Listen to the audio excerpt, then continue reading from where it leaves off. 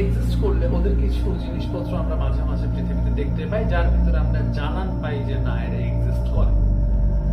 আর বিষয়টা হচ্ছে এখানে এরকম যে কোনো কিছুর যখন কর্মকাণ্ড না থাকে, একটা মানুষকে মৃত বলে তখনই ঘোষণা করা হয় তখন যখন সে কোনো প্রকার কাজকর্ম বা তার শরীরের কোনো কিছু, যখন ঠিক বডি অর্গানস গুলো কোনো কাজ না করে, তখন আমরা তাকে ডেথ হিসেবে বা ডেড হিসেবে ধরে রাখি।